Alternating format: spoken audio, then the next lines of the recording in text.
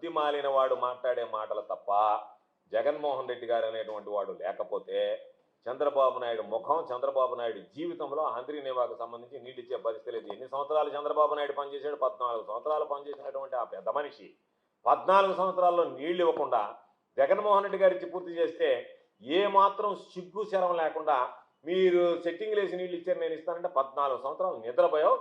14 నెలల్లో నువ్వు నీళ్లు ఇవ్వగలిగావా? నీళ్ళు ఇచ్చి రైతులను ఆదుకునేటువంటి ఆ మనసు, ఆ శక్తి, ఆ స్థాయి లేదు. శ్రీధర్ రెడ్డికి నేను టికెట్ ఇవ్వాల్సిందేనని చెప్పి ఆయన మొండిగా తీసుకున్నటువంటి నిర్ణయం శ్రీధర్ రెడ్డి రాజకీయ భవిష్యత్తుని ఈరోజు మార్చేసింది. శ్రీధర్ రెడ్డి అనేటువంటి వ్యక్తి శాసనసభ్యుడయ్యాడు. కనీసం దాని గురించి ఒక్కసారి ఆలోచన చేస్తే జగన్మోహన్ రెడ్డి గారిని గురించి మాట్లాడడానికి రకరకాలైనటువంటి నాటకాలు, డ్రామాలు వేస్తా దానికి సంబంధించినటువంటి దాంట్లో అప్పుడప్పుడు చూస్తాం, ఒరే నాయన అసలు వ్యతిరేకం, కక్ష సాధింపులకు వ్యతిరేకం అని.